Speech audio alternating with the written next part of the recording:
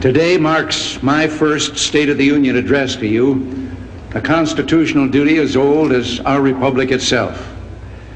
President Washington began this tradition in 1790 after reminding the nation that the destiny of self-government and the preservation of the sacred fire of liberty is finally staked on the experiment entrusted to the hands of the American people. For our friends in the press who place a high premium on accuracy, let me say, I did not actually hear George Washington say that.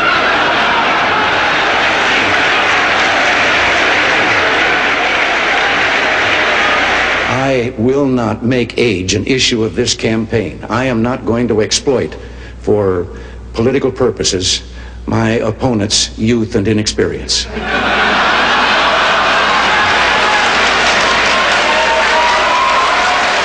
Although I've been around for a while, I can remember when a hot story broke and the reporters would run in yelling, "Stop the chisels." But I am aware of my age. When I go in for a physical now, they no longer ask me how old I am. They just carbon date me. The story was an American and a Russian arguing about their two countries, and the American said, "Look, in my country, I can walk into the Oval Office, I can pound the president's desk and say, 'Mr. President, I don't like the way you're running our country.'" And the Russian said, "I can do that." The American said, "You can?" He says, "Yes. I can go into the Kremlin to the General Secretary's office, pound his desk and say, 'Mr. General Secretary, I don't like the way President Reagan's running his country.'" Less than one family out of 7 in the Soviet Union owns an automobile. Most of the automobiles are driven by the bureaucrats. The government furnishes them and drivers and so forth. So an order went out one day to the police that anyone caught speeding, anyone, no matter who, gets a ticket. Well, Gorbachev came out of his country home, his dacha. He was late getting to the Kremlin. There was his limousine and driver waiting. He told the driver to get in the back seat, he'd drive, and down the road he went. They passed 2 motorcycle cops. One took out after him. And pretty soon he's back with his buddy. And his buddy says, "Well, did you give him a ticket?" And he said, "No." Well, he said, "Why not?" Oh, he said, "Too important." Well, he said, "We're told to give anybody a ticket, no matter who it is." Oh, he said, no, this one was too, I could. Well, he said, "Who was it?" He said, "I couldn't recognize him. But his driver was Gorbachev." About 3 dogs, an American dog and a Polish dog and a Russian dog. They were all having a visit, and the American dog was telling them about how things were in this country. He said, "You know, you bark and you bark long enough, and then somebody comes along and gives you some meat." And the Polish dog said, "What's meat?" The Russian dog says, "What's bark?" This one has to do with the fact that in the Soviet Union, if you want to buy an automobile, there is a 10-year wait. And you go through quite a process when you're ready to buy, and then you put up the money in advance. So there was a young fellow there that had finally made it, and he was going through all the bureaus and agencies that he had to go through and signing all the papers, and finally got to that last agency where they put the stamp on it. And the man then that had made the final stamp of the paper, taking the money, said, "All right, come back in 10 years and get delivery of your car." And he said, "Morning or afternoon?" And the fella said, "Well, 10 years from now, what difference does it make?" He said, "The plumber's coming in the morning." But I remember the story of a fellow who was running for office as a Republican, and he was in a rural area and it wasn't known to be Republican, and he stopped by a farm to do some campaigning. And when the farmer heard he was a Republican, his jaw dropped, and he said, "Wait right here till I go get Ma.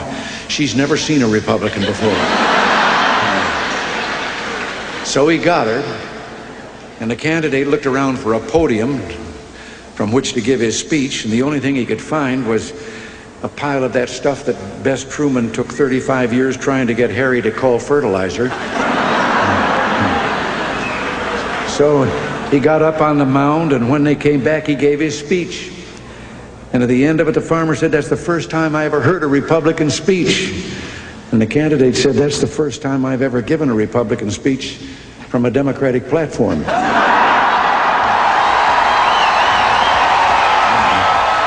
One of the great things about having you here is that I get to tell a farm joke. Now, first I need a setting, but Rick, you're from Kansas, right? You bet. Okay, this takes place in Kansas. There was an old Kansas farmer there. He had a piece of creek bottom land that had never been developed at all. It was all rocks and brush and all messed up, and he started in on it, clearing it, the underbrush, and hauling away the rocks, then cultivating the soil there, and he planted a garden, everything from vegetables on to corn, and it really became a garden spot, and he was pretty proud of what he'd done. So one Sunday morning in church after the service, he asked the preacher if he wouldn't stop by to have a look. Well, the preacher arrived, and he took one look, and he said, "Oh, this is wonderful." He said, "These are the biggest tomatoes I've ever seen. Praise the Lord." He said, "Those green beans, that squash, those melons," he said, "the Lord really has blessed this place. And look at the height of that corn." He said, "The God has really been good." And the old boy was listening to all this, and he was getting more and more fidgety, and finally he blurted out, "Reverend, I wish you could have seen it when the Lord was doing it by himself."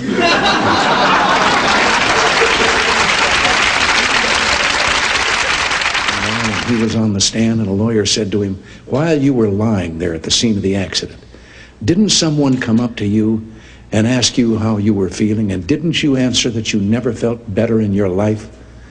Well, he said, yes, I guess I remember that happening. Well, later on redirect, another lawyer was asking the question, and he said, "What were the circumstances when you gave that answer as to how you felt?" Well, he said, "I was lying there," and he said, "a car came up and a deputy sheriff got out. He said, my horse was neighing with pain and kicking. He had 2 broken legs. The deputy sheriff put the gun in his ear and put the horse out of his misery. He said, my dog had a broken back and was whining with pain, and he went over, did the same thing, put there and shot him. And then he came over to me and said, now, how are you feeling?" I had a businessman who, just down at the entrance of his building, there was an elderly lady selling pretzels, and every day he'd go by and he'd put a quarter down and never take a pretzel, go on in. He was being very charitable, and this went on for some time. And he came along one day, put down his quarter, and she took him by the arm. And he looked at her and he said, "Oh, you probably want to know why for this full year I've been leaving 25 cents on the plate and not taking a pretzel." And she said, "No, I just wanted to tell you that pretzels are 35 cents now. And as he was falling, grabbed a limb sticking out the side of the cliff and looked down 300 feet to the canyon floor below, and then looked up and said, "Lord, if there's anyone up there, give me faith. Tell me what to do." And a voice from the heavens said, "If you have faith, let go." He looked down at the canyon floor and then took another look up and says, "Is there anyone else up there?" Reminds me a little bit of the story of the man that took his young son-in-law out and was going to introduce him to golf, and told him all that he had to do, and teed up the ball, and the kid took a swing and he missed the golf ball entirely, but hit a ant's nest there and into the air, and so lined up and took a crack at it, and again hit another gouge out of the ant's nest, and now there were ants flying all the way through the air. And as he lined up for the third try, 2 ants peeked out of the crater that he'd left, and one of them said, "If we want to survive this, we better get on the ball." I've always thought of the importance of communication and how much a part it plays in what you and I, what all of us are trying to do.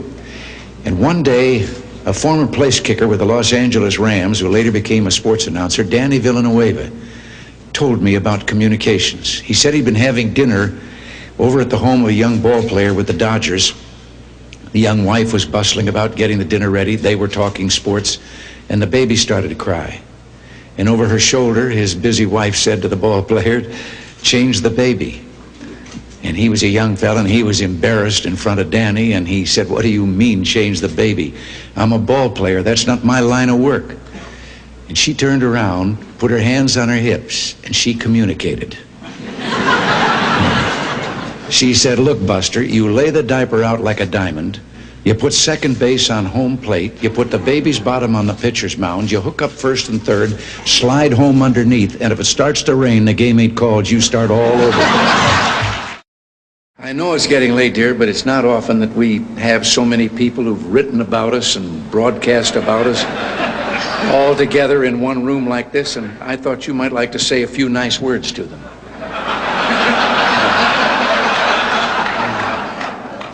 They're all from the press and radio and television. Maybe just a friendly little greeting would do.